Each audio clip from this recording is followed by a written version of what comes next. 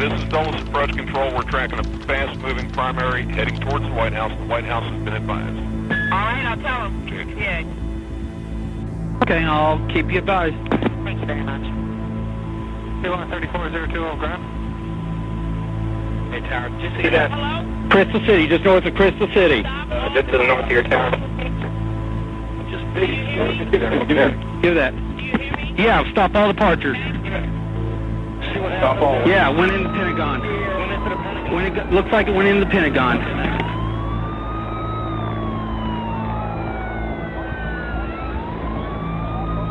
Well, we got a plane down. It looks like in the Crystal City area by 14th Street Bridge. We all responded. Where? Okay, we have a report. Rescue 335, Rocket. Rescue engine 335. You aware of the explosion? Yes, we're aware of the explosion. We heard that it was a plane down. Can you confirm? We're not positive, but we are responding from supposedly the area of the 14th Street Bridge. Engine 101, did it crash over in the area of the Pentagon? Is that correct? We're going to need confirmation on the location. Engine 108, we have a report of a plane crash somewhere in the area of the Pentagon. We're trying to get further. I need you to go over to 1 David. 1 responding from 1 David. Confirm plane down. 14th Street Bridge area. 1-1 Dodge, we saw it go down. Engine 101, saw it go down. 105 is on the scene. I have a plan. Teleport. The Pentagon. Heavy black smoke showing.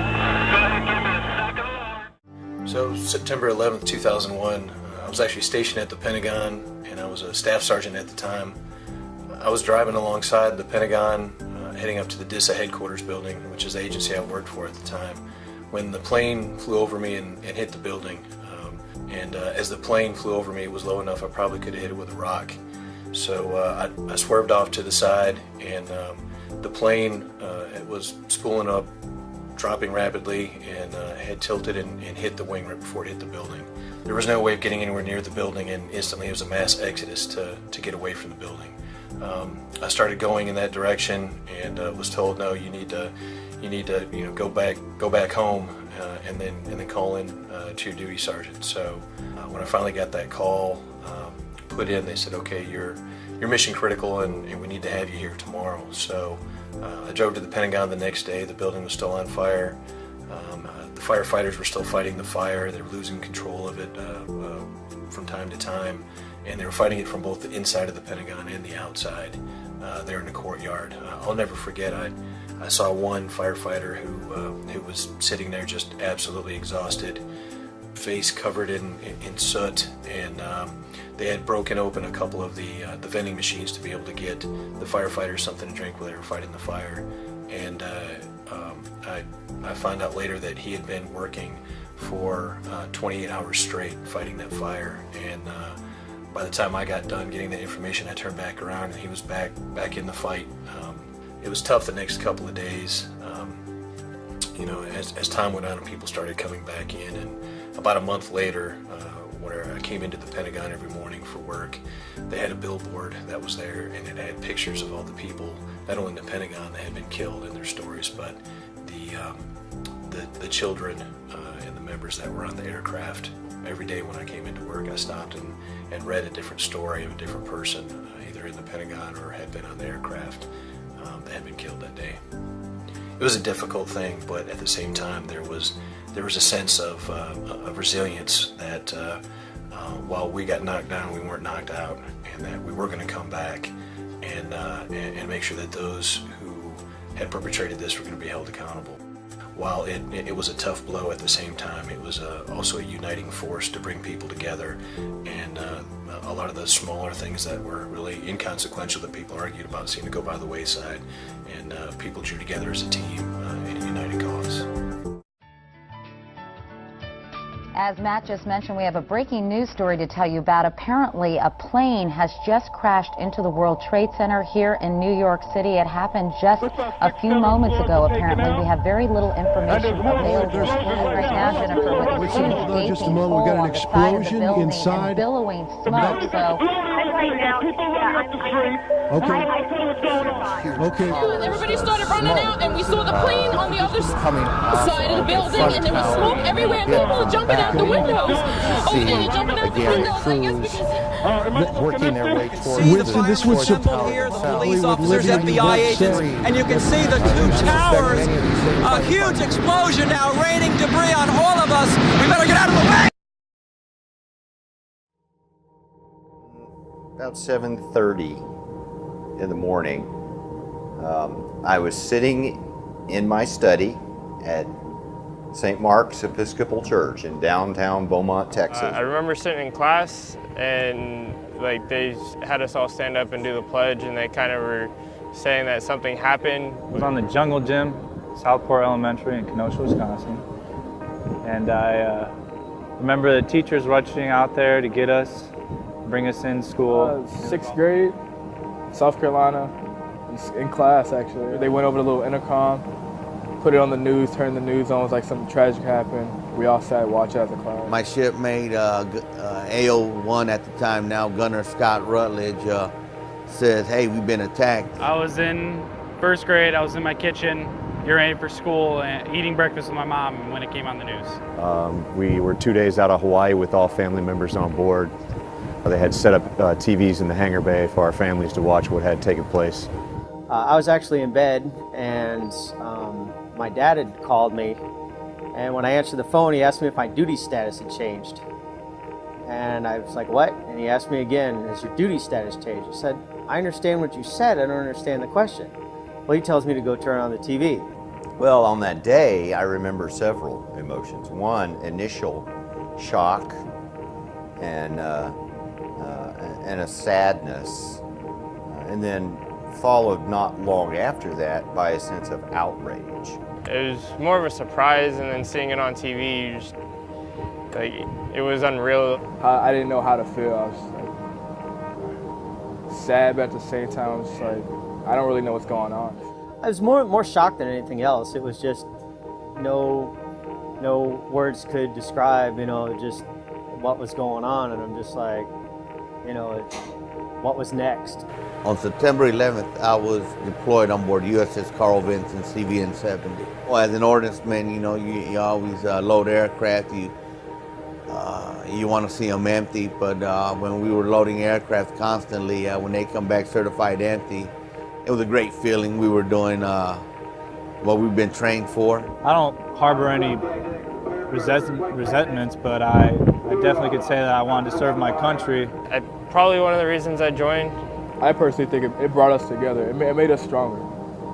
It was probably one of the 3 or 4 largest life-changing events for me personally and for my family that I'll ever experience in my lifetime. And it was a day in which everything changed.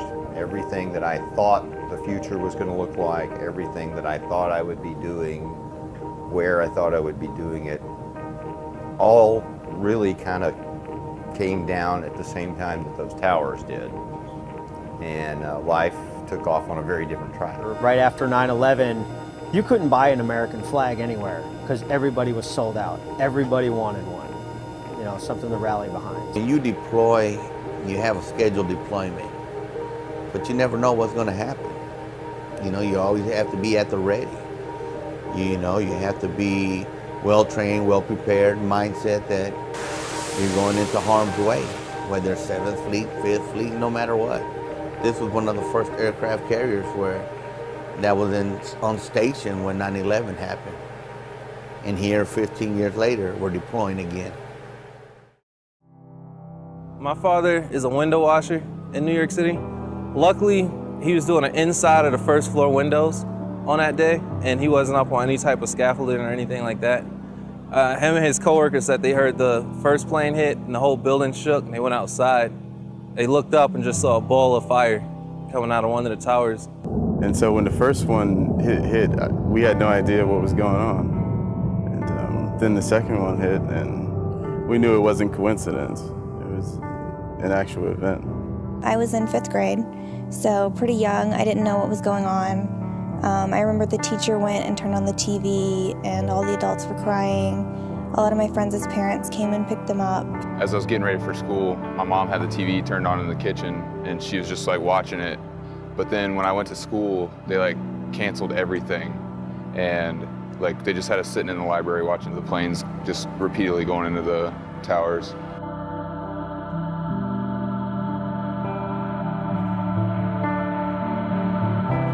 If you traveled anywhere near downtown Manhattan, between downtown Brooklyn and downtown Manhattan, it was a horrible smell. It was like if you just took miles and miles of wire, poured gasoline on them, and set them on fire. And that's how it smelled for literally months after. We, as firefighters, we definitely take it to heart. Most of us have t-shirts that say never forget. And some of the guys carry shields around with the number 343 on them, which signifies the number of firefighters lost on that day. I didn't really know what it meant then. And then last year I went to New York City on a TDY trip and went to the post 9/11 memorial. And just hearing the accounts of the victims and their families and seeing the burned pieces of the building, it really hit home. It really gave me a better sense of appreciation for being able to serve.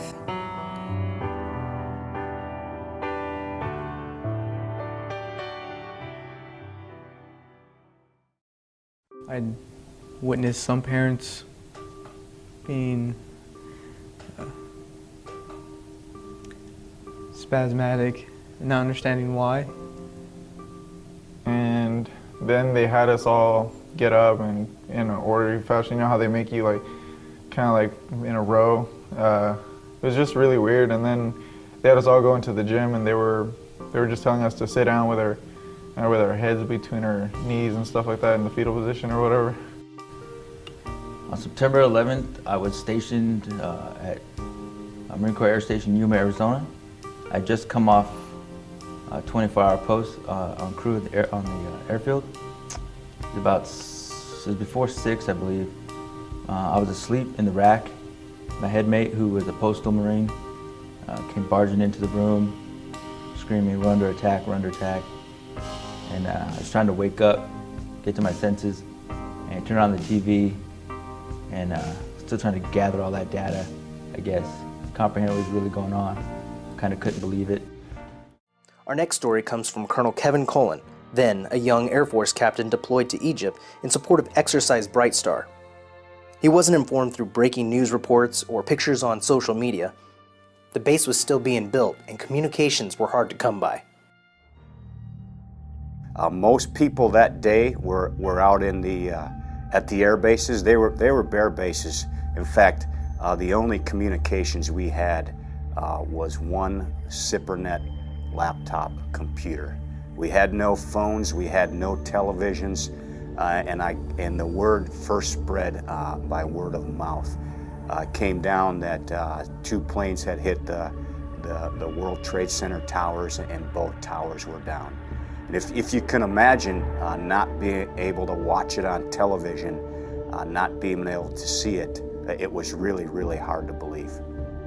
That disbelief turned to concern for loved ones as word spread like wildfire. Yeah, it was tough and it was frustrating, and we had a lot of young airmen there. One of the things that we did do, we were finally able to get our hands on a satellite Iridium phone, and at the time it was really, really expensive to make phone calls on that phone. But we were able to get the phone around to most people, let them make a quick phone call back home, just one to make sure their family members were okay, and then 2, to reassure their family members that they too were okay in Egypt. Even during the most stressing times, pride and perseverance kept them going strong. We focused on the mission as much as we can. We really built up a number of bases. Eventually the exercise restarted, and then really what happened was the exercise kind of transformed into the opening stages of Operation Enduring Freedom. That pride for country rallied the nation once more. I think really what we just saw is another example of the greatest generation. The airmen and the other service members that wanted to serve because of 9/11, we've seen that that's what makes America so great and America so strong. Daniel Collins shares a similar chaotic story of being out of the information loop. As a relatively new Air Force staff sergeant, he was headed home for his grandfather's funeral and was only an hour into his flight when his plane diverted. Pilot came on over the intercom and said, "We have an in-flight emergency. We need to land," and everyone was baffled. And he also said that there was nothing wrong with the aircraft. So we're like stunned that, what's going on? And nobody knew anything because they couldn't use your cell phones. Once the plane landed, passengers headed towards baggage claim, confused and worried by excess security. There had to be at least, 100 to 200 officers.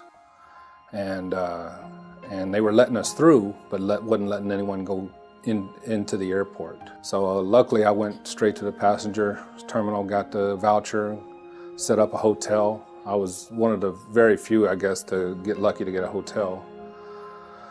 Then checked in at the hotel, turned on the TV, and then that's when I received the news, or saw the news like everyone else, that the aircraft were crashed into the World Trade Center.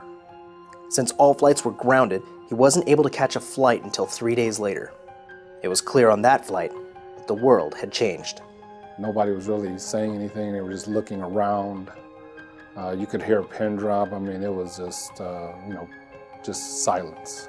It's a day that's just changed America and changed the way we travel, and it's changed our lives forever. It's almost, it's as significant as December 7th.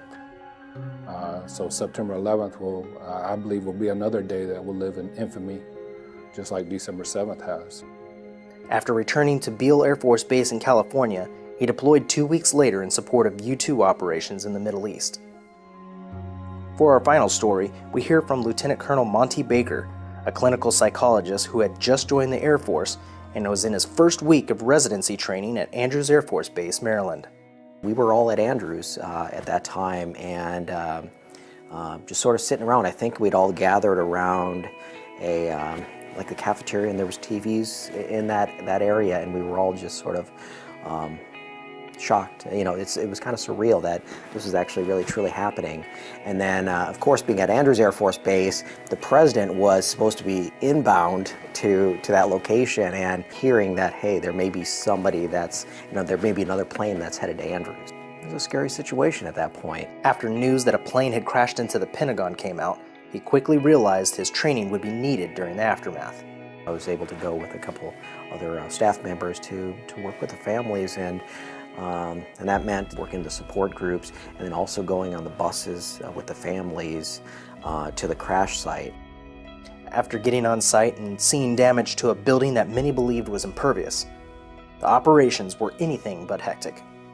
You would think it'd be chaos, but it wasn't. It was actually very well organized, and this is maybe that military influence, because they named the operation that sort of responded to this crisis, and had people that were in designated roles to assist, and so it wasn't chaotic, people running all over. It was sort of organized chaos in a way.